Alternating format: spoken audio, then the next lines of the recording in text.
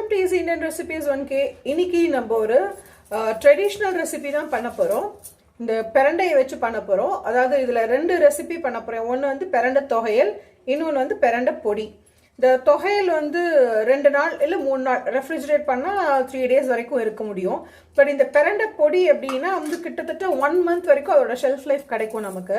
அதனால தான் பிரண்டை பொடியும் நம்ம செய்ய போறோம். இது வந்து ரொம்ப ஈஸி. ஆனா இதுல ஒரு சின்ன விஷயம் என்னன்னா, இந்த பிரண்டையை கட் பண்றதே நம்ம என்ன பண்ணா கையில எல்லாம் மொத்தமா நம்ம வந்து கோகோனட் ஆயில் அப்ளை பண்ணிடணும். அப்ளை பண்ணிட்டு அதுக்கப்புறமா தான் கட் பண்ணணும். இதை கட் பண்றதே நம்ம வந்து நம்ம கையில் நல்லா எண்ணெய் ஃபுல்லாகவே எண்ணெய் பிரட்டின்றணும் எல்லா இடத்துலையுமே ஃபுல்லாக. ஏன்னா இது சில பேருக்கு வந்து இது கட் பண்ணுறதேவே அரிக்கும், சில பேருக்கு இது சாப்பிட்டா அரிக்கும்னு சொல்லுவாள். சாப்பிட்டா அரிக்குங்கிறவா இதை அவாய்ட் பண்ணிக்கலாம். அலர்ஜி இல்லை எங்களுக்கு அரிக்காது அப்படிங்கிறவ இதை சாப்பிட்டேன்னாக்கா இதில் அவ்வளோ ஹெல்த் பெனிஃபிட்ஸ் இருக்குது. இப்போ இது எப்படி பண்ணுறதுங்கிறத பார்க்கலாம். அண்ட் இதை வந்து இப்போ என்ன பண்ண போகிறோம்னா, நம்ம இந்த மாதிரி இருக்கு இல்லையா, இந்த இதெல்லாம் எடுத்துகிட்டு போகிறோம். இந்த இலை, இதுக்கு தேவையான இன்க்ரீடியன்ட்ஸ் என்னென்னு பார்த்துக்கலாம். இப்போ வந்து நம்ம பிரண்டை தொகையல் பண்ண போகிறோம். தொகையலுக்கு நான் கொஞ்சம் தேங்காய் எடுத்து வச்சுருக்கேன், புளி, இஞ்சி, கொஞ்சம் கருவேப்பிலை, இதுக்கு தேவையான காரத்துக்கு 4-5 வத்த மிளகாய் எடுத்து வச்சுருக்கேன். அப்புறம் உளுத்தம்பருப்பும் கடலைப்பருப்பும் நான் வந்து கிட்டத்தட்ட ஒரு கப் எடுத்து வச்சுருக்கேன். பட் இது வந்து மேஜராக வந்து நான் பொடிக்கு தான் யூஸ் பண்ணுவேன். இதுக்கு வந்து இந்த கன்சிஸ்டன்சிக்காக மாத்திரம் தான் நான் இதை யூஸ் பண்ணிப்பேன். இந்த இஞ்சிக்கு பதிலாக உங்கள்கிட்ட மாங்காய் இஞ்சி கிடச்சதுனாலோ இல்லை வந்து மாங்காய் சீசனாக நீங்கள் மாங்காய் கூட சேர்த்துக்கலாம். அண்ட் இப்போ வந்து நம்ம பொடிக்கு என்ன பண்ண போகிறோன்னா, உளுத்தம்பருப்பு, கடலைப்பருப்பு, வத்த மிளகாய், புளி எடுத்து வச்சுருக்கேன். அதுக்கப்புறம் கொஞ்சம் கருவேப்பிலை, அப்புறம் இது வந்து ஒரு டீஸ்பூன் வந்து தனியா சேர்த்துக்க போகிறேன். உங்களுக்கு தனியா ஃப்ளேவர் வேண்டாம் அப்படின்னா எள்ளு சேர்த்துக்கலாம். அது ஒரு டீஸ்பூனோ 1 டீஸ்பூனோ. நாங்கள் எள்ளுக்கு பதிலாக நான் தனியா சேர்த்துட்டுருக்கேன். இது வந்து போட்டோமா இல்லையா அப்படிங்கிற மாதிரி இருக்கணும் இந்த ஃப்ளேவர். இதுதான் இதோட இன்க்ரீடியன்ஸ். இப்போ நம்ம இதை எப்படி பண்ணுறதுன்றதை பார்க்கலாம். இப்போ என்ன பண்ண போகிறோன்னா, இது வந்து நம்ம இது வந்து முத்தினா மாதிரி இருக்கிறதுனா இப்படி நல்லா திக்காக இருக்கும். எலசுனா இந்த மாதிரி கொஞ்சம் ஒல்லியாக இருக்கும். எலசு எடுத்துன்னா உங்களுக்கு இன்னுமே நல்லா இருக்கும் டேஸ்ட்டு எல்லாமே.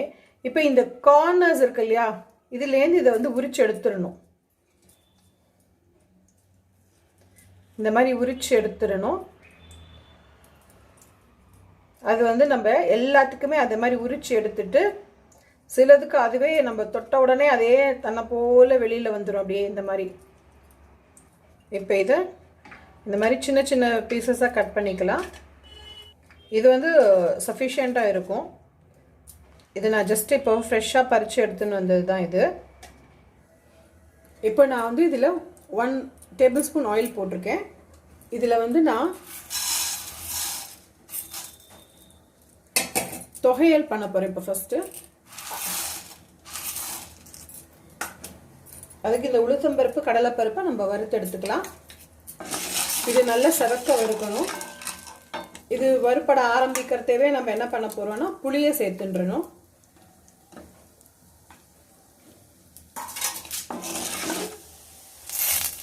இந்த கருவேப்பிலையை சேர்த்துன்றலாம், ரெட் சில்லி சேர்த்துன்றலாம், இந்த இஞ்சி சேர்த்துன்றலாம், இது தேங்காயும் சேர்த்துன்றலாம். கருவேப்பிலையோட குவான்டிட்டி வேணும்னா உங்களுக்கு நீங்கள் கூட கொஞ்சம் சேர்த்துக்கலாம். அதோட வாசனை நல்லாயிருக்கும். இதில் கொத்தமல்லி சேர்த்து அரைச்சுண்டா இன்னுமே நல்லாயிருக்கும். அது கொத்தமல்லி வந்து வறுக்கணுங்கிறது இல்லை, நம்ம அரைக்கிறதே சேர்த்து அதை வந்து அரைச்சுண்டா சரியாக இருக்கும். இப்போ இதை ஸ்டவ் ஸ்விட்ச் ஆஃப் பண்ணிடலாம். இப்போ நான் 1 டேபிள் ஸ்பூன் ஆயில் போட்டிருக்கேன். உளுத்தம்பருப்பு போட்டுருக்கேன்.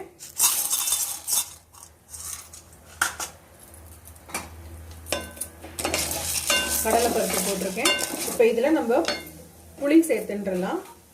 ஈவனாக எல்லாமே செவக்க வறுக்கணும் நம்ம. இப்போ கருவேப்பிலை சேர்த்துன்றலாம். இப்போ இதில் வத்த மிளகாய் சேர்த்துன்றலாம். இந்த காரம் வந்து உங்களுக்கு ஏற்ற மாதிரி நீங்கள் யூஸ் பண்ணிக்கோங்க. வேணும்னா 2 வந்து மிளகு கூட சேர்த்துக்கலாம். இப்போ இது ஆல்மோஸ்ட் வந்து வறுபட்டாச்சு. ஸ்டவ்வை ஸ்விட்ச் ஆஃப் பண்ணிடலாம். இப்போ இதில் வந்து நான் வந்து இந்த ஒரு டீஸ்பூன் நான் வந்து தனியாக எடுத்து வச்சுருக்கேன் இல்லையா, அதை சேர்த்துக்கலாம். அது வந்து தனியா என்னன்னா ரொம்பவும் வறுபடக்கூடாது. வறுபட்டதுன்னா அது என்ன ஆகும்னா அந்த ஒரு கசப்பு தட்டும் அப்படின்னு சொல்லுவாள். இப்போ இதை என்ன பண்ண போகிறோன்னா, இது நம்ம இந்த எண்ணெயெல்லாம் வடிச்சிட்டு நம்ம தனியாக ஒரு பிளேட்டில் ஆற வச்சுக்க போகிறோம். இப்போ இதில் இன்னும் கொஞ்சம் எண்ணெய் சேர்த்துக்கலாம். நான் ஒரு 1/2 டீஸ்பூன் எண்ணெய் சேர்த்துட்டுருக்கேன். எண்ணெய் சுட்ட பின்ன கட் பண்ணி வச்சிருக்கிற இந்த பிரண்டையை நல்லா ஃப்ரை பண்ணி எடுத்துக்கணும். இது வந்து இப்போ போட்ட குவான்டிட்டியோட இன்னுமே ஷ்ரிங்க் ஆகிடும். அதனால நம்ம போடுறதே என்ன கலர் இருந்தது, இப்போ என்ன கலர் மாறி இருக்கு பார்த்தீங்களா, இதுதான் அது நல்லா ஃப்ரை ஆகிடுதுன்றதோட இண்டிகேஷன். இப்போ நம்ம ஸ்டவ் ஸ்விட்ச் ஆஃப் பண்ணிடலாம்.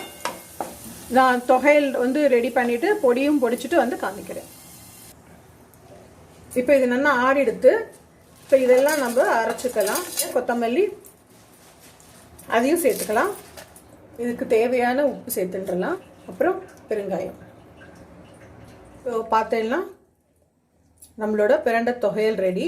இதோட ஷெல்ஃப் லைஃப் வந்து நம்ம ரெஃப்ரிஜரேட் பண்ணினா ஒரு 2 to 3 days வரும். இது வந்து நம்மளோட பிரண்டை பொடி. இதில் வந்து நம்ம பிரண்டையோட குவான்டிட்டி வேணும்னா இன்னும் கொஞ்சம் நீங்கள் இன்க்ரீஸ் பண்ணிக்கலாம்.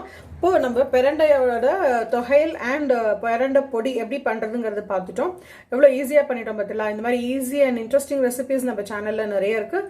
Stay tuned for more easy recipes. Thank you for watching. Bye bye.